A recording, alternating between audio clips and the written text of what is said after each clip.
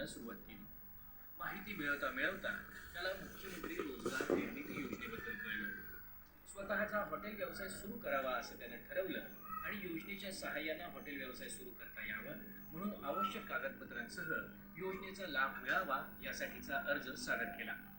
त्याच्या या मेहनतीचं चीज झालं आणि योजनेकरता त्याची निवड झाली. योजनेचा लाभार्थी म्हणून गजानन याला रामनगरमधल्या युनियन बँकेकडनं तब्बल 7.5 लाख रुपयांचं अर्थसहाय्य मिळालं. या अर्थसहाय्यातच गजानन यानं जालना कृषी बाजार समितीच्या आवारात स्वतःच्या मालकीचं हॉटेल सुरू केलं. आज गजाननच्या हॉटेलमधल्या खाद्यपदार्थांची चव कृषी उत्पन्न बाजार समितीत काम करणारे हमाल, व्यापारी, मालाच्या खरेदी विक्रीसाठी येणारे शेतकरी आणि इतर ग्राहक या सगळ्यांच्याच पसंतीला पडले. या चवीमुळेच गजाननचा व्यवसायही वेगानं वाढतोय. स्वतःची बेरोजगारी दूर करताना गजानन यानं सुरू केलेल्या या हॉटेलनं आज त्याच्याशिवाय आणखी 2 महिला आणि 2 पुरुषांनाही रोजगार दिलाय.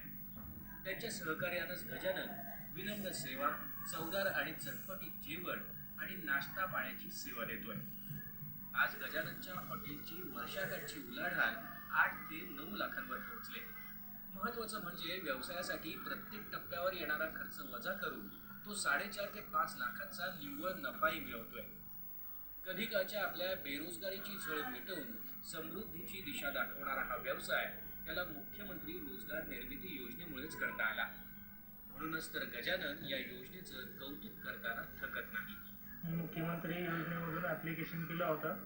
त्याबद्दल माझं युनियन बँक ऑफ रामनगर शाखेने माझं 7.5 लाख रुपयाचं कर्ज मंजुरी केलं. मी त्यांच्या कर्ज मंजुरी घेतल्यानंतर मी हॉटेल चालू केलं. हॉटेल चालू केल्यानंतर मी 4 ते 5 जणांना रोजगार निर्मिती करून देतो.